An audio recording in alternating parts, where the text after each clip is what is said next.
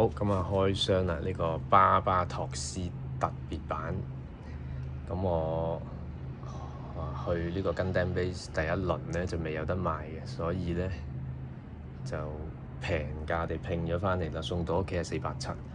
我記得去買好似而家係賣550到嘅，咁啊所以如果有得現場買係抵啲啦。咁係咧，因為咧送貨嚟咧就個盒咧都係有少少瑕疵嘅。有啲污跡，佢已經用咗硬箱加一啲好好嘅包裝㗎啦。咁不過個盒都係有少少唔係咁好咯。咁但係其實齊件嘅，你又唔使擔心。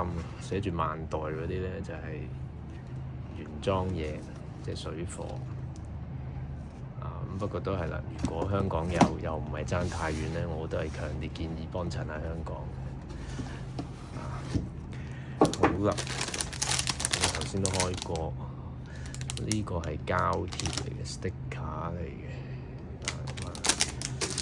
咁啊，其實最重要咧就係呢啲啦，所謂電鍍啦。呢個係即係灰中帶點反光銀，係啦，反地光。咁老實講，如果你識噴油嘅，真係諗下俾唔俾啦。出去買都係最平，我見過188啦，190至200蚊就通街都有嘅。咁啊，但係我就難噴油嘅人啦，所以就買特別版啦。最中意買特別顏色㗎啦。睇過我以前嘅開箱片都知啦，我買親都係買特別版嘅。因為我係好懶嘅掃組人嚟㗎。咁啊，呢塊特別啲啦，呢塊係透明嘅，係啦，透明嘅。呢個係大咩位嚟嘅咧？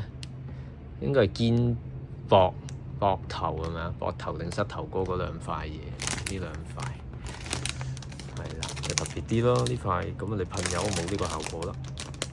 其他呢啲其實都係一啲即係好似金屬灰啦，你要噴油係絕對噴到嘅。咁不過尊重返呢盒特別版啦，都幾靚嘅。有錢嘅咪買晒兩隻咯，我就地方所限，就唔會買太多隻啦。咁啊，有呢張咁嘅嘢啦，日本水貨啦，即係佢係自己帶返嚟嘅。咁啊，你識去日本又係啦，咁啊去日本買啦。不過唔多講啦，識去日本買都唔會睇呢啲片啦，係嘛？開咁啊個說明書，我都係比較遲玩呢啲玩具。咁啊，但係見到 MGSD 系列，我覺得係即係佢好有特色啦，好精細啦。但係有啲組件就真係太過細粒，係好難砌。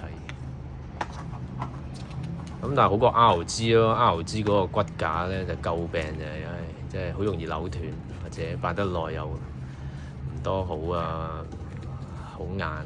咁啊，好似聽係咪啊40-50號打後嗰啲就設計得好啲咯。咁其實呢隻原色都真係都幾靚。